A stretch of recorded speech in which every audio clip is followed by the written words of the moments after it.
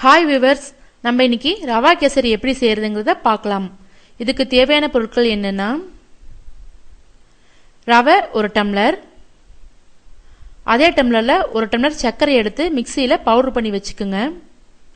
முந்திரி, திராட்சை, 2 டீஸ்பூன் நெய், 2 teaspoon oil, 1/2 teaspoon kesari powder. இப்போ கேசரி எப்படி செய்யறதுங்கிறத பார்க்கலாம். வடச்சட்டியில் 1 டீஸ்பூன் நெய் விட்டுக்குங்க.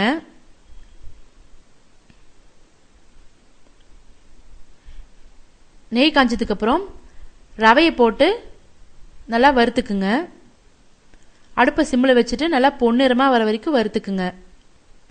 1 டம்ளர் ரவைக்கு 2 டம்ளர் தண்ணி விட்டுக்குங்க.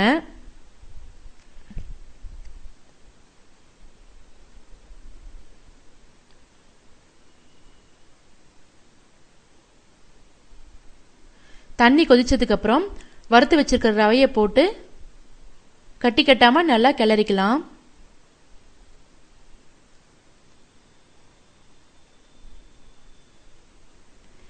இப்போ சர்க்கரை பவுடரை போட்டு நல்லா மிக்ஸ் பண்ணிக்கலாம். தண்ணி விட வேண்டாம், சர்க்கரை பவுடர் போட்டாலே அதிலே தண்ணி விடும்.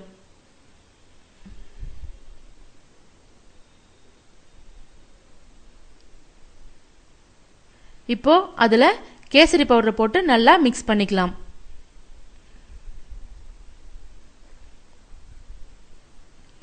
வடச்சட்டியில எண்ணெய் விட்டுக்குங்க. அது கூடவே 1 டீஸ்பூன் நெய் விட்டுக்குங்க.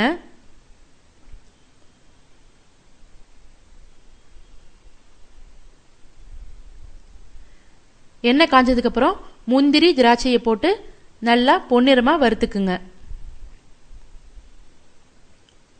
இப்போ வறுத்து வச்சிருக்கிற முந்திரி, திராட்சையை போட்டு நல்லா கிளறிக்குங்க.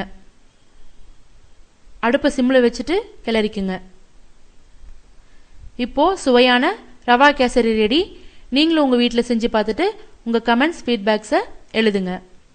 பாய்.